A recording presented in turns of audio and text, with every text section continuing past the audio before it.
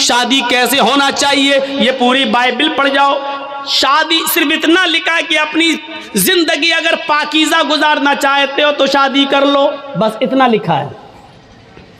अपनी जिंदगी पाकीज़ा गुजारना चाहते हो तो शादी कर लो, लेकिन शादी कैसे करो, किस उम्र में करो, लड़की बड़ी होनी चाहिए या छोटी होनी चाहिए, फिर शादी के बाद बीवी के साथ किस तरह रहो, महर कितना होना चाहिए,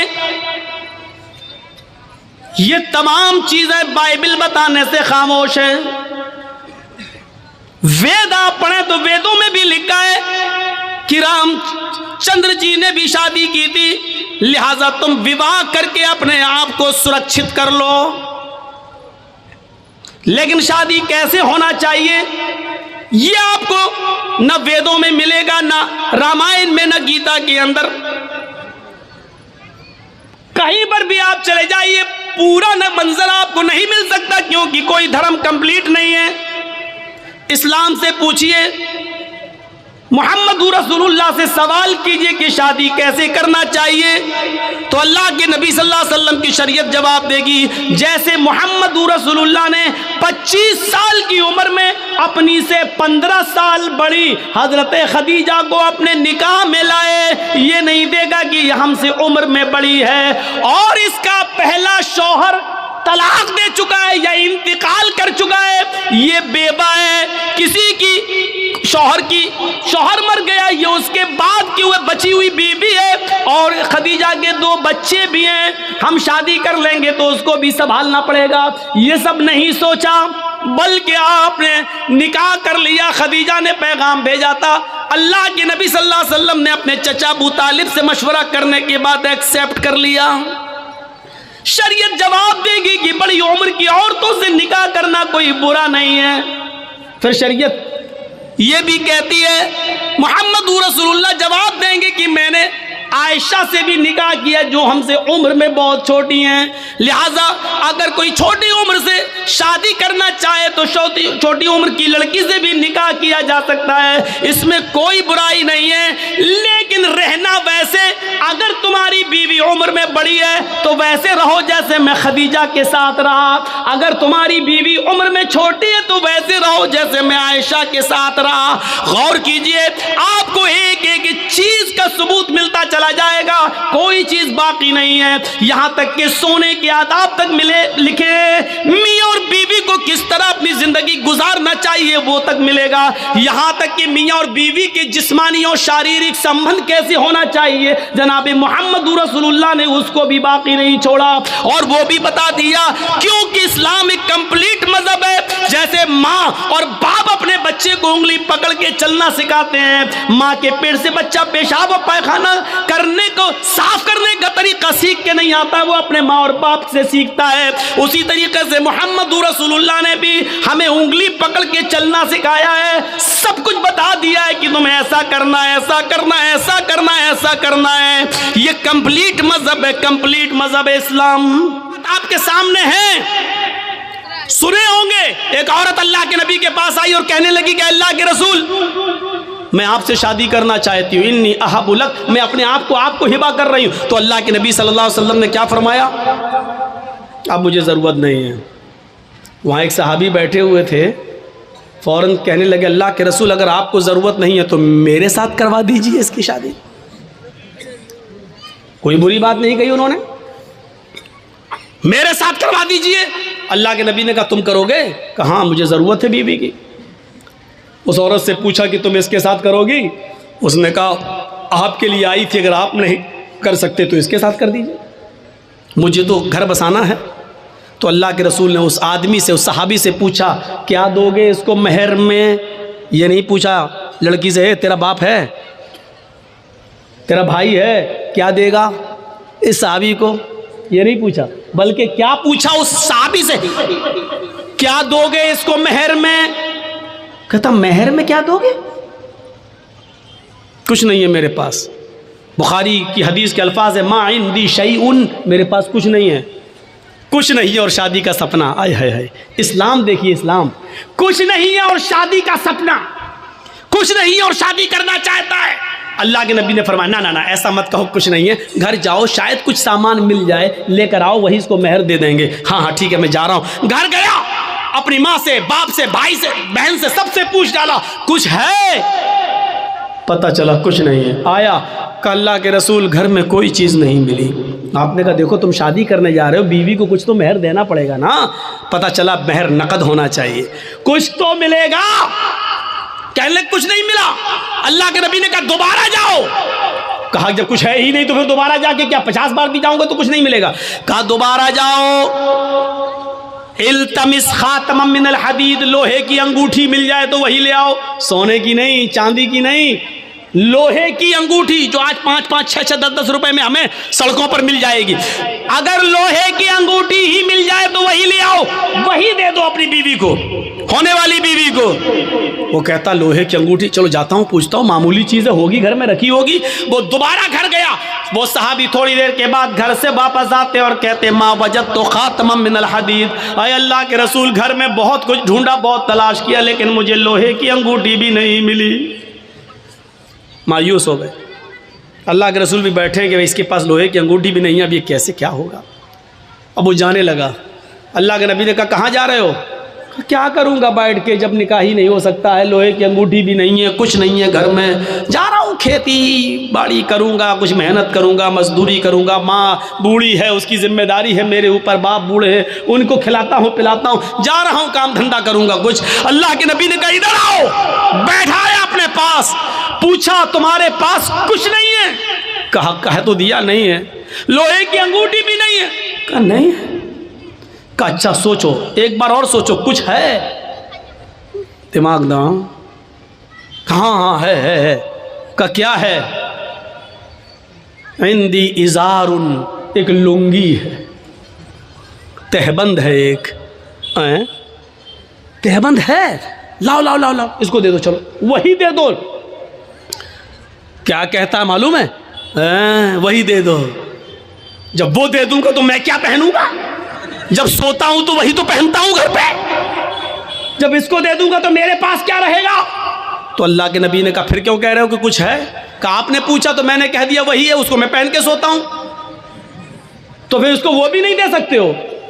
तो उसने कहा पूरा नहीं दे सकता हूं, 2 टुकड़े कर देता हूं, आधा दे दूंगा इसको।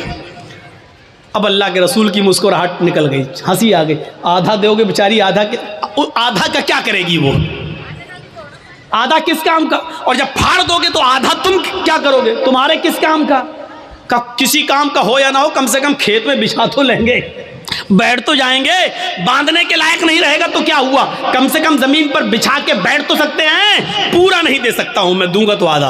अल्लाह के नबी ने कहा आधा ना उसके कोई काम का, ना आधा तेरे कोई काम का। नहीं नहीं, ये तो नहीं लूंगा। अच्छा ये बताओ कुरान कितना याद है? ओहो नौजवानों सुनो, वीडियो बनाने वालों सुनो, अपने अपने कैमरों में कैद करने वालों सुनो, सुनना और पूरी तकरीर मत सुनना, बस वही सुनते रहना कि सबसे बड़ा सख्त अजाब उसको होगा जो दुनिया में तस्वीर है। पूरी तकरीर मत सुनना, बस यही सुनते रहना, ये जुमले तुम्हें थप्पड़ मारते रहेंगे। जब तक दूसरे साल हमें बुला नहीं लो तब तक वही हदीस तुम्हें थप्पड़ मारती रहेगी कि हम क्या क्या करते हो, कितने बड़े बड़े गुनाह करते हैं। सुनो, कहा कुरान तुम्हें कितना याद है?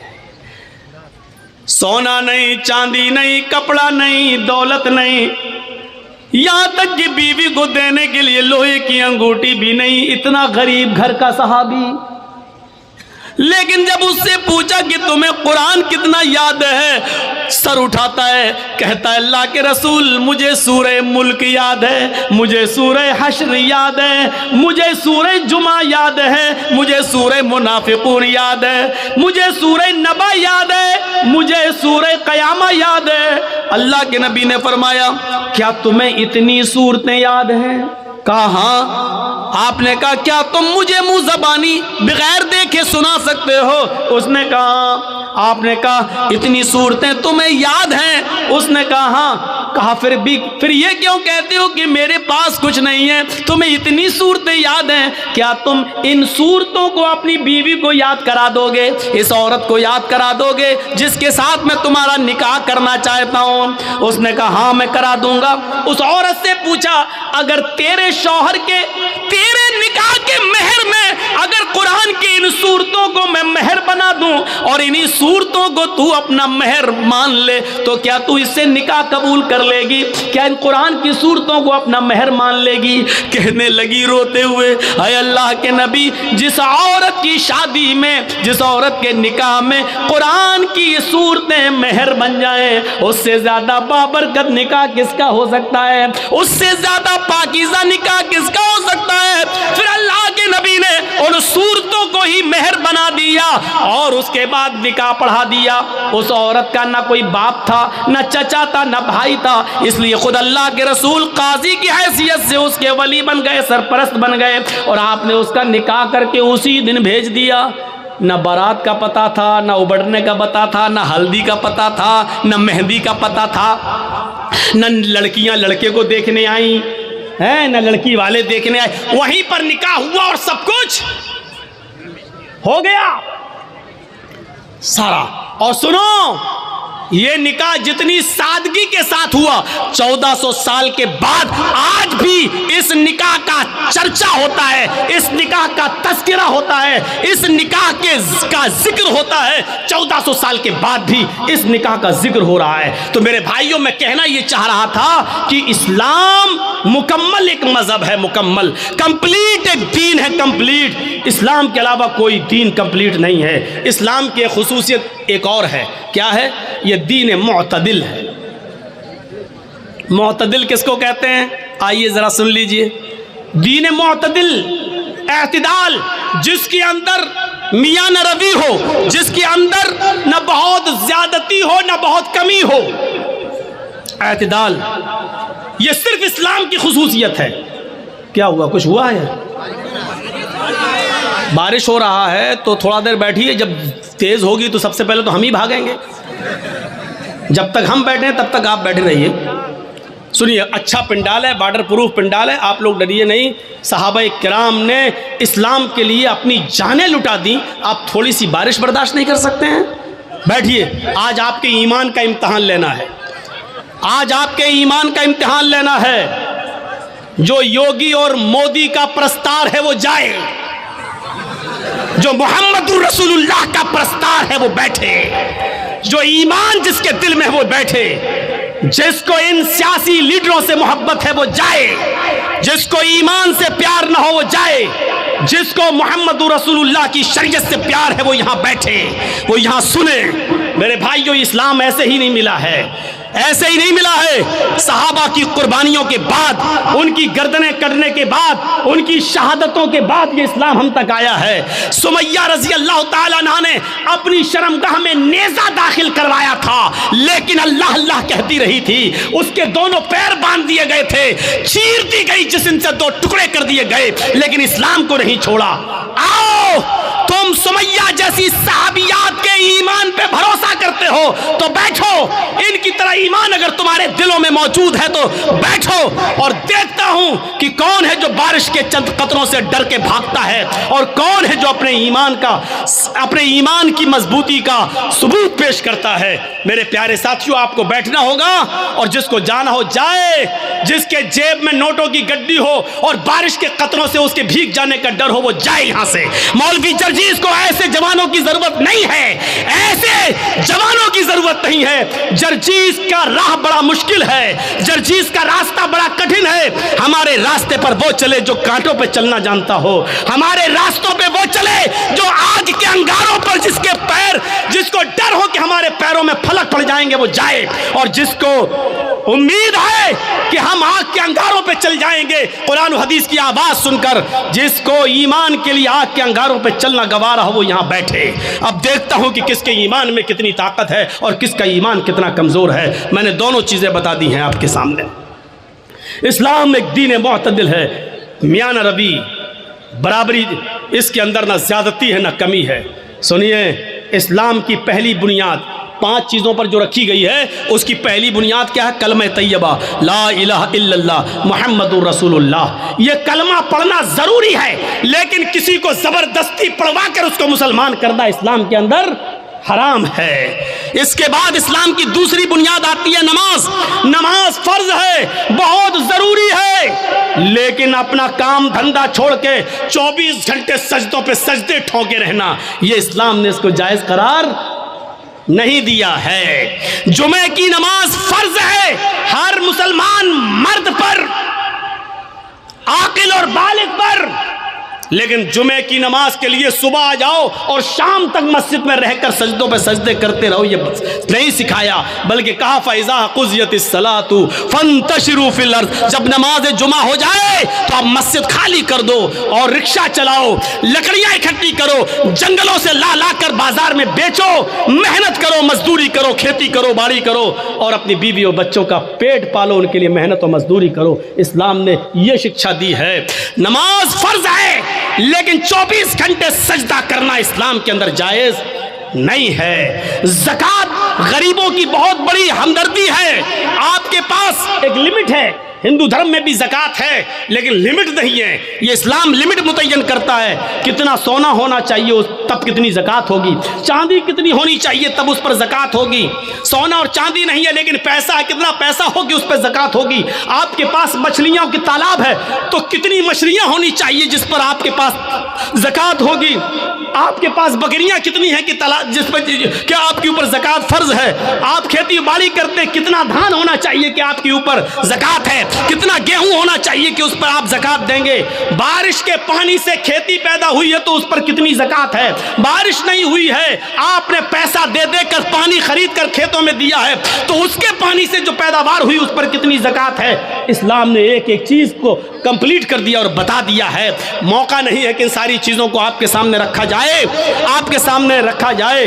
आप अपने जिस मकान में रहते हैं उस पर ज़कात है या नहीं। एक मकान के अलावा 2-3 प्लाट आपने और खरीद रखे हैं, उस पर ज़कात है या नहीं। अगर वो मकान प्लाट आपके हैं तो उस पर ज़कात है या नहीं। अगर उसको बेचने के लिए रखे हैं, आप उसको बेचेंगे, बिजनेस कर रहे हैं, उसको बेचकर फिर दूसरा खरीदेंगे, तो बेचने की नीयत से जो आपने जमीन और प्लाट खरीदे हैं तो उस पर ज़कात है या नहीं। है तो कितनी है।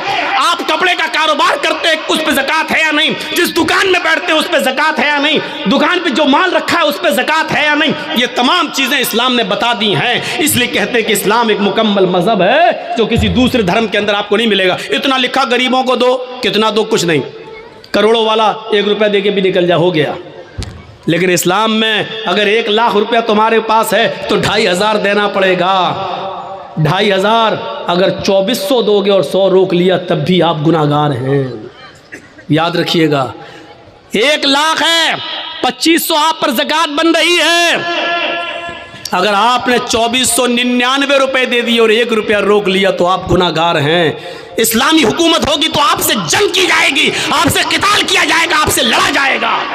अगर आप 1 रुपया देने से मना करेंगे तो आपके खिलाफ जिहाद किया जाएगा। मेरे भाइयों सोचो, ये इस्लामी रूल्स हैं। ये बड़े बैठे बड़े बड़े चौधरी और सरमायादार, बड़ी बड़ी बिल्डिंगों के मालिक, आज जिनके पास करोड़ों की मिल्कियतें हैं, हिसाब लो तुम ज़कात देते हो या नहीं देते हो अपने माल की पूरी पूरी।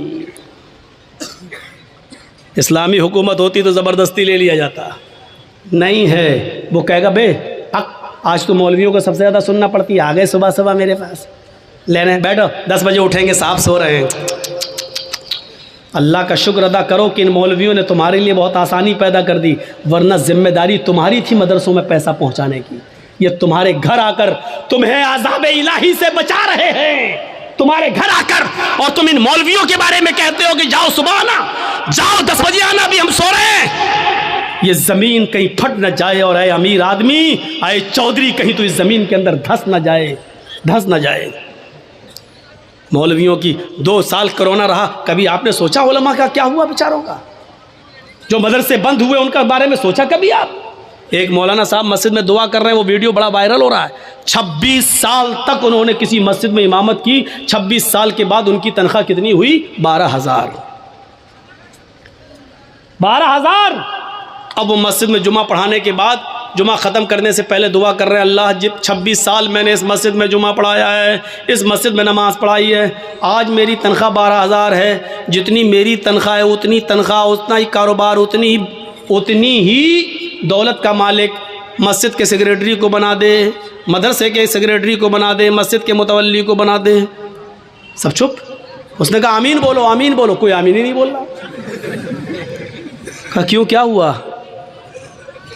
तुम्हें ये दुआ बुरी लग रही है तो कम से कम मौलवियों के बारे में भी तो सोचो। 12 साल से उसकी तनख्वाह 3000 4000 से आया, 12 साल 26 साल में उसकी तनख्वाह 12,000। ये कौम का हाल है जो अपने इमाम की कद्र न कर सके, जो अपने इमाम की तनख्वाह ना बढ़ा सके, जो अपने इमाम को खाता और पीता हुआ ना दे सके, वो इस्लाम के लिए क्या कुर्बानी देगा? कौन करेगा उनकी देखरेख?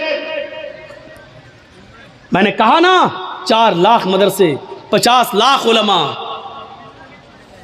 नतीजा 2% मुसलमान। नमाज फर्ज है, दिन भर मुसल्ला बिछाकर नमाज पढ़ने की इजाजत नहीं। ज़कात फर्ज है, लेकिन इस्लाम ने यह भी नहीं कहा कि तुम्हारे पास जो कुछ सब गरीबों में दे दो और खुद फकीर बन जाओ। यह भी जायज़ नहीं है। देख रहे हैं आप? और जो ऐसा करता है वो बेवकूफ़ और पागल है।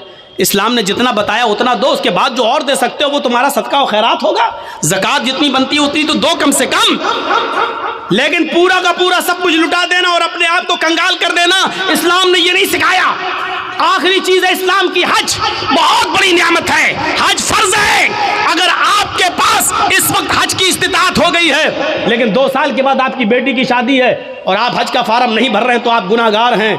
ये सोचकर पहले बेटी की शादी कर दें, उसके बाद हम हज करने जाएंगे। नहीं, आपके पास हज का पैसा हो गया, हज की इस्तिताअत हो गई, आपको जाना पड़ेगा। इस साल फार्म भरिए, किस्मत में होगा तो आपकी मंजूरी आ जाएगी, नहीं होगा तो फिर देखिए, बाद में देखा जाएगा। लेकिन बेटी की शादी के इंतजार में आप रुक रहे तो गलत कर रहे हैं, क्योंकि बेटी की शादी में खर्च करने की इजाजत इस्लाम ने नहीं दी है, लेकिन हज को फर्ज किया है और हज की फर्जियत इस्लाम के अंदर मौजूद है। और अगर कोई अमीर आदमी जो अभी तक हज की इस्तिताअत रखता है, 3-4 लाख रुपए खर्च करके हज करने जा सकता है, लेकिन नहीं जा रहा है, अगर इसी हाल में उसकी मौत हो गई तो माता अलल मजूसिया, तो वो मजूसियत की मौत मरेगा। ये अल्लाह के नबी ने फरमाया कि वो इस्लाम पर नहीं, मजूसियत की आग का पुजारी होकर मरेगा, उसका इंतकाल इस्लाम के ऊपर नहीं होगा। माता अलल मजूसिया, वो मजूसियत पर मरेगा। एक हदीस के अंदर आता है माता अला अला अला गैरिल फितरा, वो इस्लाम के खिलाफ गैर इस्लाम पर मरेगा, यानी उसका इंतकाल इस्लाम के ऊपर नहीं होगा। हमने मामूली चीज़ समझ लिया है, लेकिन इस्लाम के अंदर हज फर्ज है, वहाँ तक जाना ज़रूरी है। लेकिन ये भी नहीं कहा कि आपके पास वहाँ तक जाने की ताकत नहीं है तो अपनी दुकान बेच दो, दुकान का सारा माल बेच दो, आप अपना मकान बेच दो और हज करने जाओ। ये भी नहीं कहा है। इस्लाम मुअतदिल है, इस्लाम एतदाल चाहता है, बीच का रास्ता चाहता है। अगर तुम्हारे पास ताकत है वहां तक जाने की तो जाओ। ज़कात अगर तुम पर फर्ज हो रही है तो दो,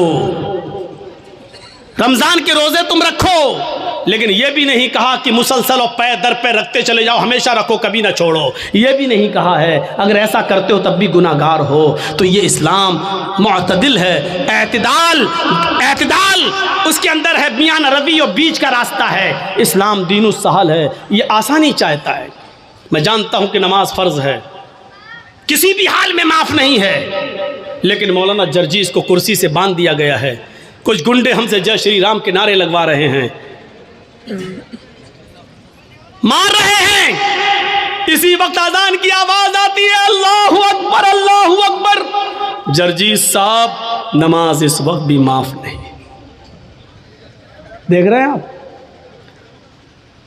जर्जीस साहब कह रहे हैं जालिमों मार लेना मुझे, लेकिन नमाज का वक्त हो गया, कम से कम मुझे नमाज पढ़ लेने दो। ये कहना पड़ेगा जर्जीस साहब को।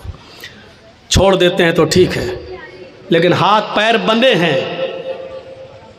नहीं छोड़ रहे हैं। एक बार कहिए जालिमों छोड़ दो मुझे ताकि मैं वुजू बना लूं। उन्होंने कहा नहीं, तुम्हारे हाथ पैर नहीं खोले जाएंगे। तब भी नमाज फर्ज है। अगर वुजू बनाने की इजाजत नहीं दी जा रही है तो दिल में नियत कर लो वुजू की। सुन रहे हैं? मार पड़ रही है, दुश्मन सामने खड़ा है, नौजवानों तुम्हारे ऊपर तो ये कुछ भी नहीं हो रहा है और फिर भी तुम सोते रहते हो, बने हो मोहम्मद असलम, मोहम्मद अकरम, मोहम्मद अजहर, मोहम्मद फला। ओ सुनो, मार लग रही है, डंडों पे डंडे बरसाए जा रहे हैं, थोड़ी देर बाद हमारी रूह निकल जाएगी, क्योंकि लिंचिंग करने वालों ने हमें छोड़ा नहीं है, मार मार के मार ही डाला है। इनको नशा है किसी ताकत का, इनको नशा है किसी के पावर में होने का। इनको मालूम है कि हम कुछ भी कर लें, हमारी कितनी वीडियो बन जाए, हमारे ऊपर जिसका हाथ है वो कुछ नहीं होगा। न पुलिस हमारी FIR करेगी, और करेगी भी तो सरकार हमारे मुकदमे वापस ले लेगी। इनको मालूम है ये सब कुछ, उस नशे ने इनको मजबूर कर दिया। लेकिन नमाज इस हाल में भी पढ़ना पड़ेगी। आसानी क्या है? नमाज फर्ज है, ये सख्ती है। लेकिन आसानी क्या है? अगर वो तुम्हें वुजू नहीं बनाने दे रहे हैं तो तुम दिल में नीयत कर लो वुजू की। अगर वो तुम्हें खोल नहीं रहे, किबले की तरफ तुम्हारा चेहरा नहीं करने दे रहे हैं, तो दिल में नियत कर लो, अगर मेरा चेहरा खुला होता तो मैं किबले की तरफ कर लेता। आय अल्लाह, मेरे लिए किबला आज बदलने की ताकत नहीं है मेरे लिए, ये लोग मेरा चेहरा किबले की तरफ नहीं कर सकते। लेकिन आइनमा तवल्लु वजूहकुम, हम जहां कहीं भी हैं, जिस तरफ भी मेरा चेहरा है, तू तो अपने इल्म के एतबार से हर जगह है। आय अल्लाह, मेरी नीयत को ही मेरे लिए किबला बना दे। लेकिन नमाज फिर भी पढ़ना पड़ेगी। अल्लाहू अकबर कहने के लिए हाथ नहीं उठ रहे हैं, हाथ पैर बांध दिए गए हैं, तो जबान से ही कह दो अल्लाहू अकबर। हाथ नहीं बांध पा रहे हो तो मत बांधो। अब अगर तुम्हें हाथ बांध कर दुआएं नहीं पढ़ने का मौका मिल रहा है, तो ऐसे ही पढ़ते रहो जबान से, अल्हम्दुलिल्लाहि रब्बिल आलमीन अर्रहमानिर रहीम मालिकी यौमिद्दीन। नमाज इस हाल में भी तुम्हें पढ़ना पड़ेगी। आसानी यह है कि जिस कंडीशन में हो उसी कंडीशन में पढ़ लो, लेकिन माफ नहीं है। सहूलत भी देखो, वुजू के लिए वुजू नहीं बनाने दिया जा रहा है तो दिल में नीयत कर लो, हो गया। यह है आसानी। इस्लाम दीन उस सहल है, इतनी आसानी दुनिया की किसी मजहब के अंदर नहीं है।